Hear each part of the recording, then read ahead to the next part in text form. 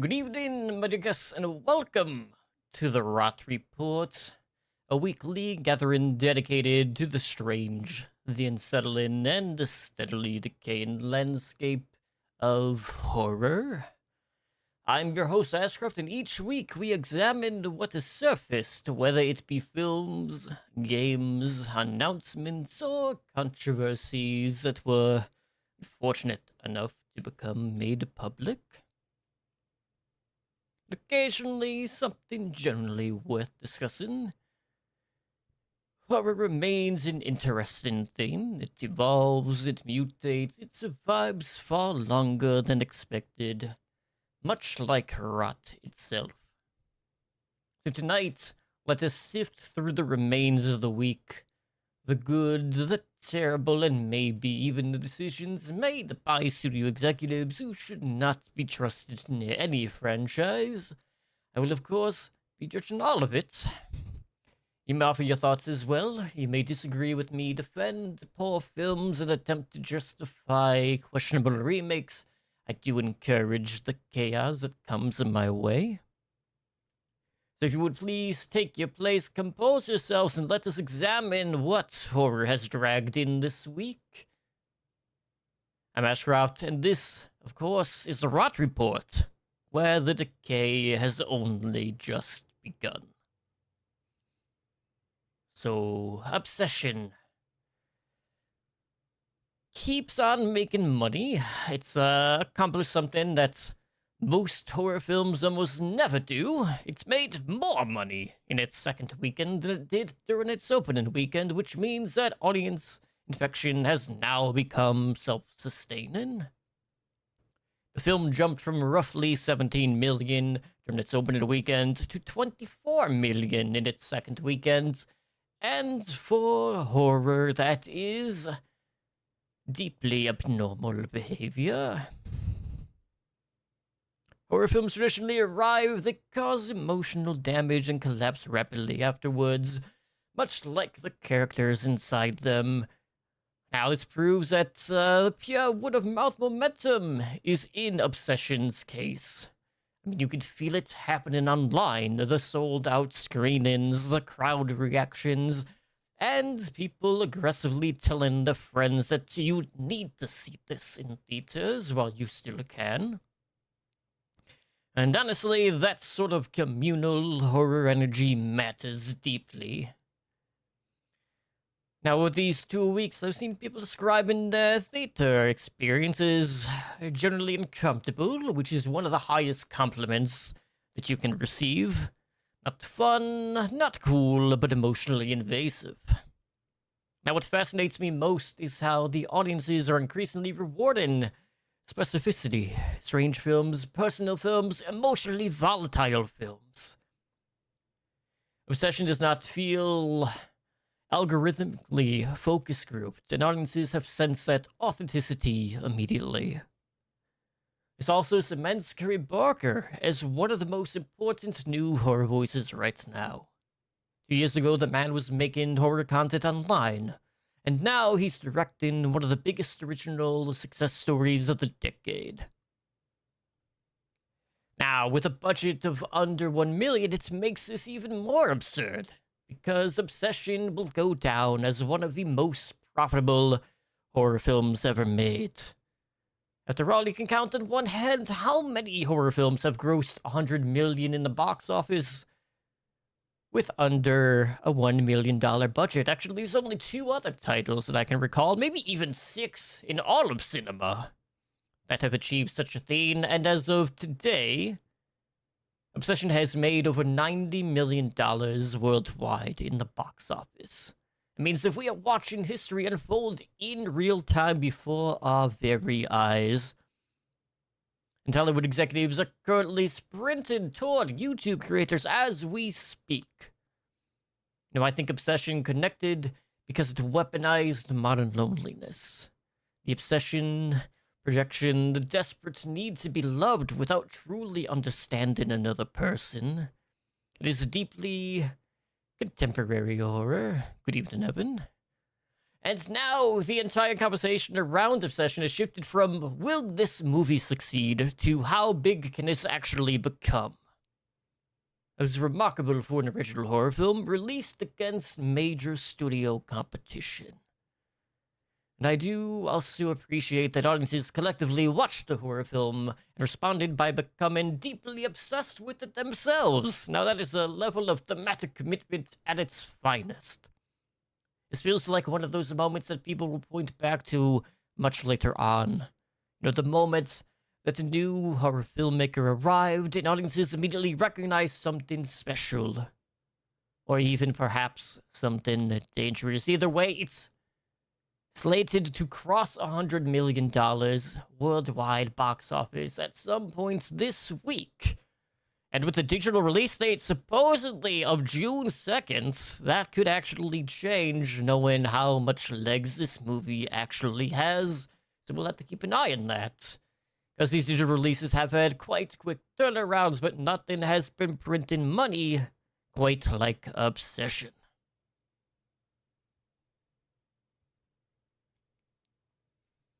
Obviously, this weekend is another big one for horror, because we have A24's release of Backrooms.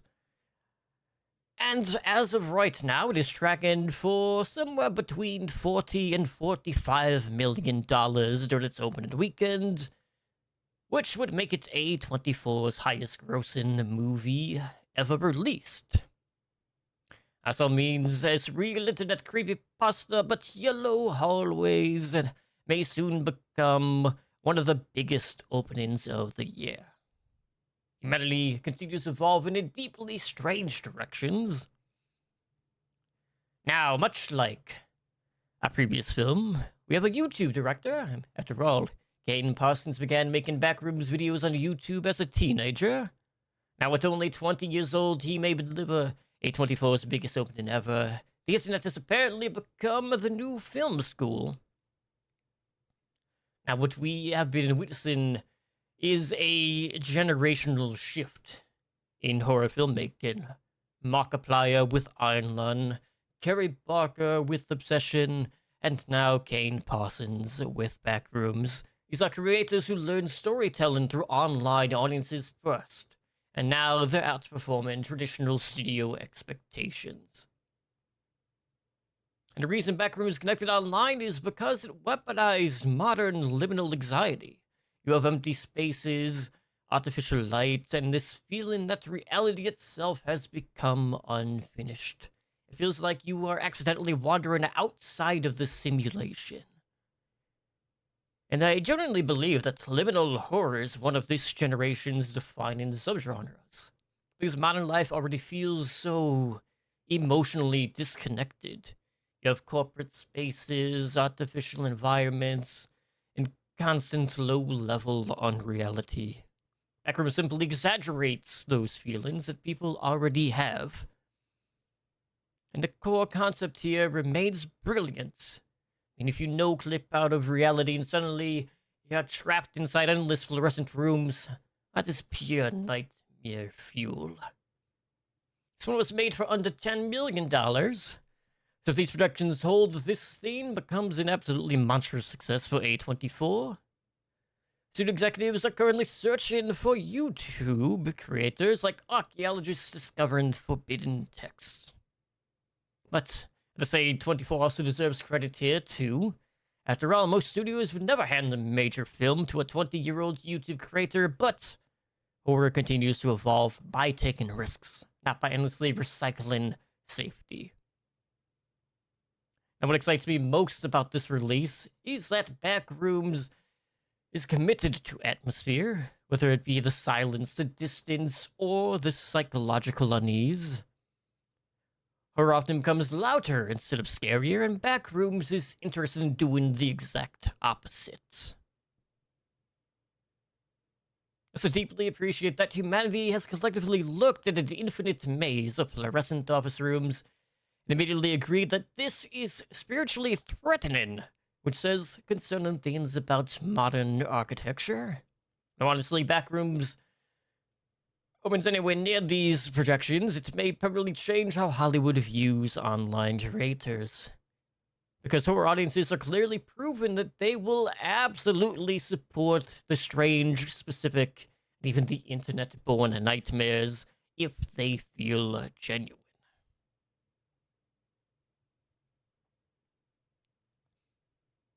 Now, nothing says comfort quite like 1980s slasher films being restored in crystal clear 4K. Roger Spottiswood's cult slasher classic Terror Train has received a brand new 4K showcase release, which means that audiences can now witness every murder, every train corridor, and every deeply questionable New Year's Eve decision with unprecedented visual clarity. Terror Train remains one of the more interesting early slashers. It arrived during the post-Halloween slasher explosion, but actually tried experimenting with the formula. We had a killer who changed costumes after every kill. That was something that was generally clever. It created this sense of paranoia. Anyone could suddenly be the killer, which is deeply inconvenient, especially when it takes place during a costume party. And of course, we have Jamie Lee Curtis, who was once again forced to survive another group of emotionally reckless young adults. At this point in horror history, Jamie Lee Curtis has essentially functioned as the patron saint of bad decision recovery. And what makes Terror Train memorable is the atmosphere. You have the confined train setting, which works beautifully. There's no escape, no outside help, just movement through the darkness. It brings this sort of excellent slasher geography to it. And honestly, these older horror films benefit tremendously from proper restorations, because people forget just how stylish many of these films actually were, because decades of bad VHS transfers made everything look like it was cursed oatmeal. This film was also shot by John Alcott, who was the cinematographer behind The Shining, which explains why Terror Train occasionally looks far more elegant than a movie involving masked train murders probably should. And yes, let's address the elephant in the room. David Copperfield appearing throughout the movie as a magician remains one of the strangest casting choices in cinema history. Not bad, mind you, but deeply surreal in this case. Every time that he appears, the movie briefly transforms into a slasher film sponsored by Stage Illusions. I do miss this era of horror. Slashers felt rougher, meaner, and slightly crime-covered. Modern slashers are often cleaner, but these older ones felt like urban legends someone had whispered after midnight. Terror Train never reached the same legendary status of Halloween, Friday the 13th, or even Black Christmas, but fans adore rediscovering the strange little side roads of the genre, and Terror Train absolutely thrives there. And I do appreciate the films that continue teaching us that public transportation is spiritually unsafe, whether it be trains, subways, or airports. When humanity invented mobility, horror immediately weaponized it, and I'm glad films like Terror Train continue receiving proper restorations, because genre history matters, and the genre's older films still have teeth, especially in 4K.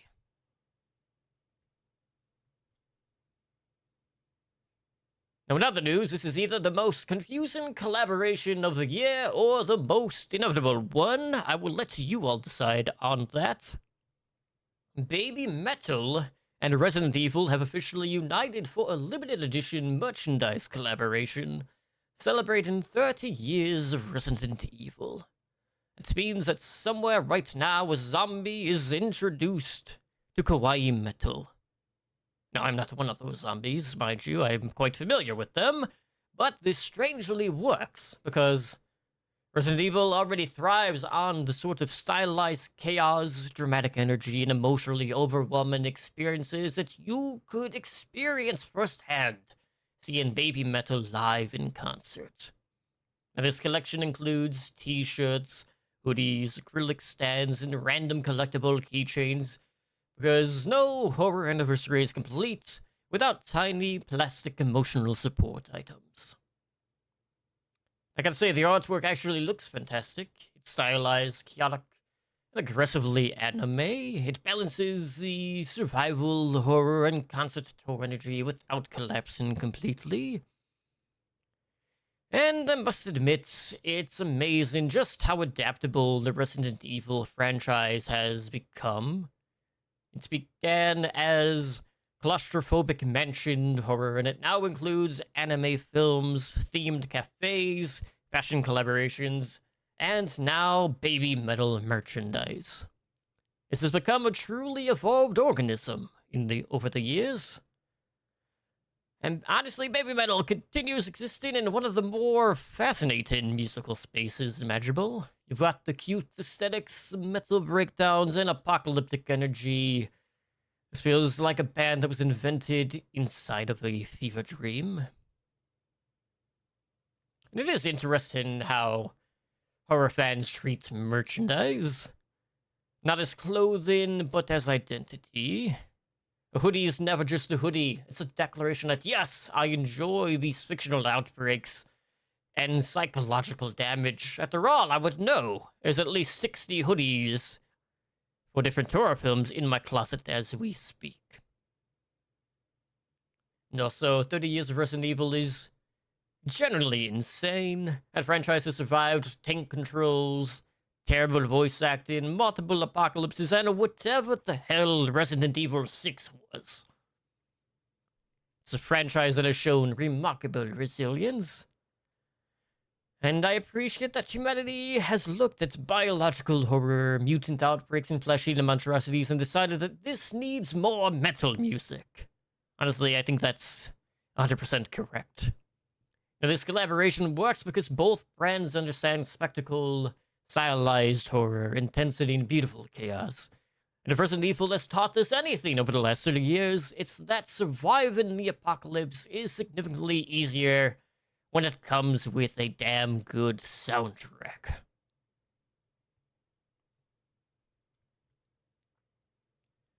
Now, in heartbreaking news, this one generally hurts.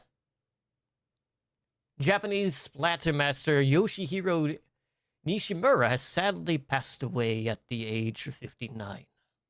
Nishimura was known for films like Tokyo Ghoul Police, Helldiver, and the ABCs of Death. He helped define an entire era of gloriously excessive Japanese splatter horror. And if I'm being honest, there's nobody who made films quite like Yoshihiro. His movies weren't simply violent, they were weaponized imagination. You had chainsaw limbs, mutating flesh, blood erupting with the force of industrial plumbing failures.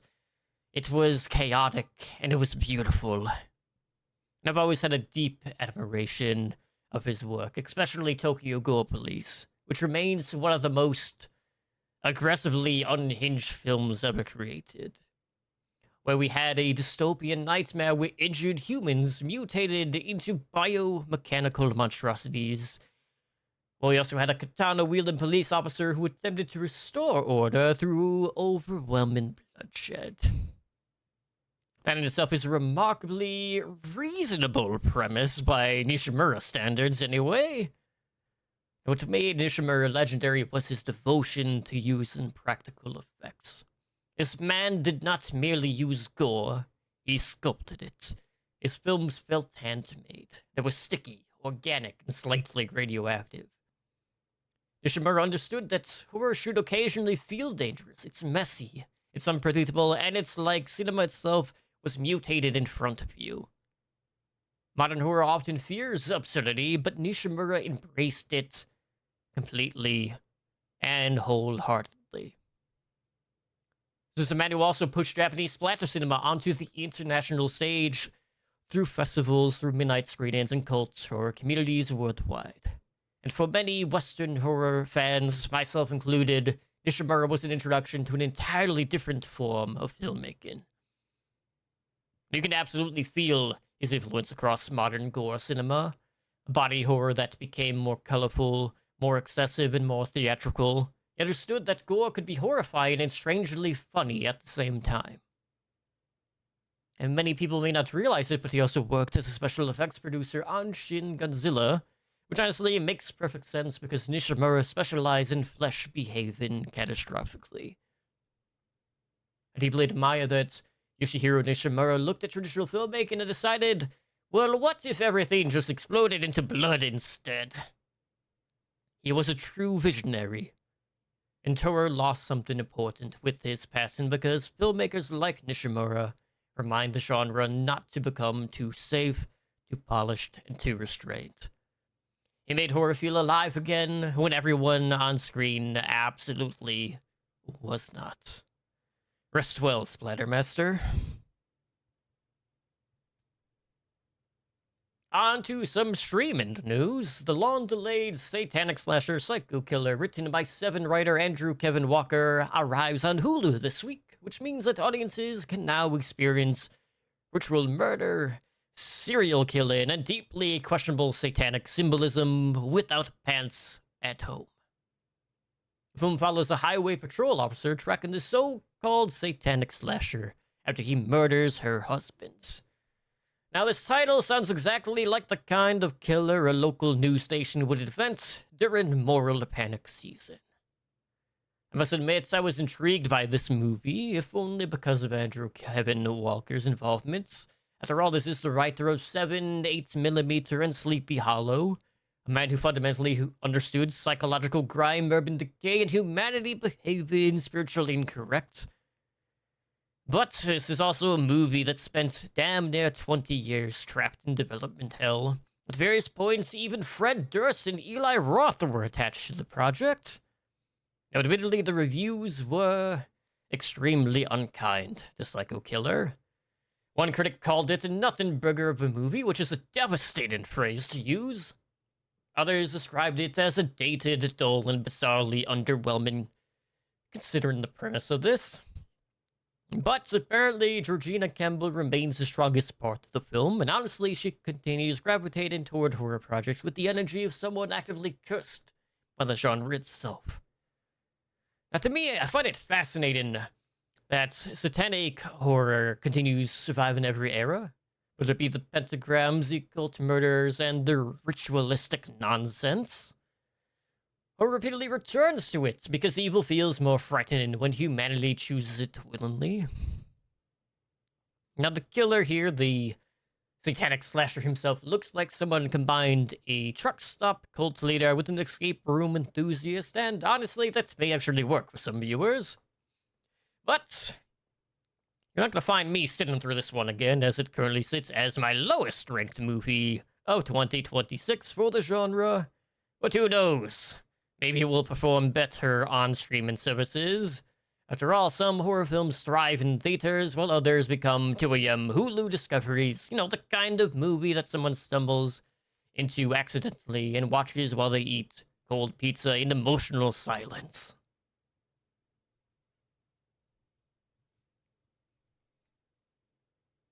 In other streaming news, Scream 7 has officially arrived on Paramount Plus today, which means that audiences everywhere can now experience mass murder, meta-commentary, and emotionally exhausted legacy characters from the comfort of their couches.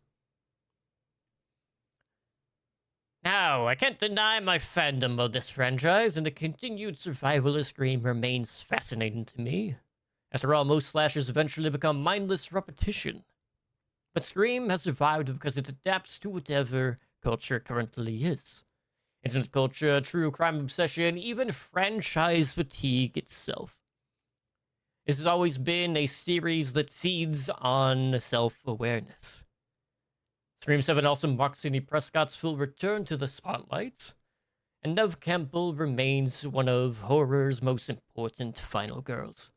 Not invincible, mind you, but exhausted in increasingly believable ways. If you're unfamiliar, Kevin Williamson directed this one.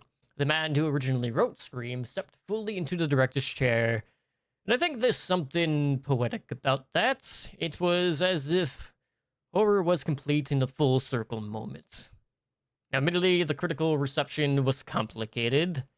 Some viewers out there loved the return to Sydney, while others described the film as a franchise running on fumes. And honestly, both of those reactions can exist simultaneously. And that's honestly the strange thing about long-running franchises. You know, they just stop being just movies, they become these cultural rituals. You don't only watch Scream for innovation anymore, you watch it for the return of Ghostface. You watch it for the rules of phone calls and the mask. Ghostface remains one of horror's smartest villains because the costume itself is interchangeable. The killer changes, but the identity survives. This is a franchise built entirely around horror becoming cyclical. It's very clever. And despite the divisive reviews, it also became the highest grossing film in the franchise, which proves something important. Horror audiences are loyal. And horror also thrives on streaming. There's something uniquely effective about watching slashers late at night, alone with your phone nearby. A terrible combination. And I do deeply appreciate that after 7 films, people in the Scream universe are still answering unknown phone calls. It is natural selection, abandoning Woodsboro entirely altogether. Now, whether or not Scream 7 fully works or not, the franchise still matters because it really helped teach horror how to examine itself, and few franchises have been able to survive this long without becoming part of the genre's DNA. Ghostface may change, but the call always returns.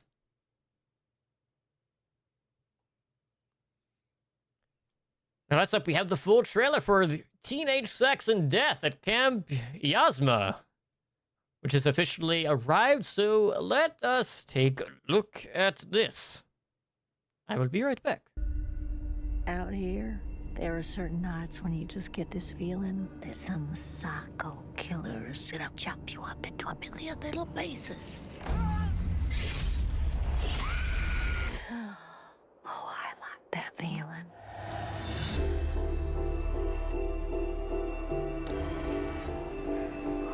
I don't want to make another dumb sequel in the Camp Miasma franchise. I don't want to make It's Miasma. My autocorrect is I want stupid. to make something that feels fresh and new. She's amazing. Yeah. She's clearly the same person from Miasma 1, the final girl, but she's so much more.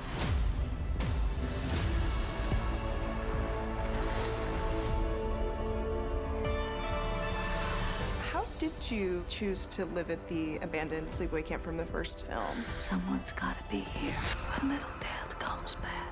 Little Death isn't real. Well, not with that attitude, he isn't. If you've seen his movies, you know he always comes back.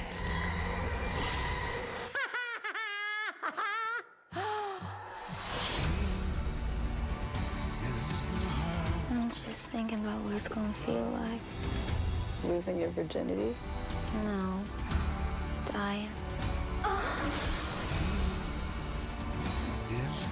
Where is it that you kids think you're going?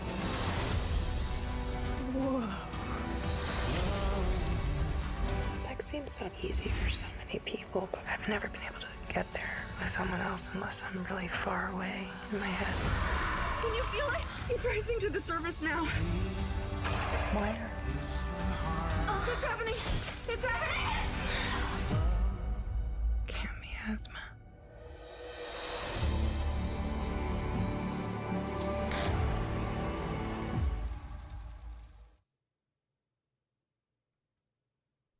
My word. That looks like a psychosexual blood-soaked slasher fever dream, if I've ever seen one.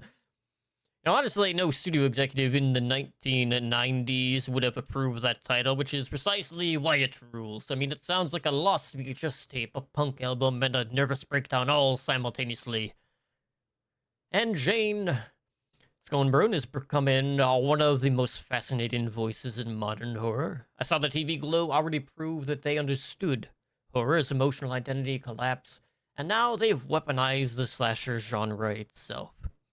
The premise is brilliant. We have a young queer filmmaker who's hired to reboot a dying slasher franchise and becomes obsessed with the original Final Girl, which makes that a horror movie, a romance, and a therapy session about media obsession. And we just watched the trailer, and that looked completely feral. Bodies exploding, blood fountains, sexual tension thick enough to physically trip over. Visually, this thing looks gorgeous, like a slasher film that's been left alone inside an art house museum overnight. Gillian Anderson is said to deliver an absolutely terrifying performance, which tracks in as she has always possessed the energy of someone who knows horrifying things about reality. And I do appreciate how modern horror keeps evolving the meta-slasher. Scream questioned the rules, and it looks like Camp Miasma appears to question why we keep resurrecting franchises at all, which is in itself a dangerous question for Hollywood. And what excites me most is that this doesn't really look like queer horror trying to make itself palatable. This looks messy, delirious, and emotionally unstable. And horror works best when it embraces instability. And the killer here, who goes by the name Little Death, appears to be wearing what I can only assume is an air conditioning vent on their head. Horror remains beautifully committed to making the dumbest concepts imaginable deeply threatening. Now, the reactions out of Cannes have been glowing for this. Critics describe it as bloody fun cinema, a meta masterpiece, and an orgasm of blood and carnage. Honestly, that may be the most exhausting and positive review I have ever read. I also admire Mubi's current strategy, which appears to be to fund the weirdest possible projects immediately. I find that to be a respectable business model. Horror is currently in an incredibly interesting place right now, with studios finally realizing that audiences are starving for films that actually feel personal. Not sanitized, not algorithmically flattened, but specific, and Camp Miasma feels extremely specific. Beneath all of the blood, the sexuality, and the screaming, this seems deeply interested in the idea that horror fandom can become obsession, and as we know, obsession eventually consumes everything. And so another week of horror draws to a close. We have reviewed the remains, the announcements, the disasters, and the occasionally competent decisions, as rare as they may be. Horror continues to evolve, sometimes beautifully, sometimes catastrophically, and often through sequels that no one requested. But I digress. It continues to be a resilient genre. And there's a comfort in it, because no matter how strange our world becomes, horror will always find a way to reflect it. Even sometimes too accurately. To those who joined me tonight who listened, who argued, and who defended objectively questionable films, you of course have my thanks. If you intend to return for the next report, to follow ensures that you do not miss the next ascent into cinematic decay. And should you continue supporting our revelry here by subscribing, I will continue suffering through the news on your behalf. Our week may end and the headlines may fade, but the rot remains, as it always does. Until next time, fiends, stay observant, and do try not to trust anything that is being labeled as a reboot.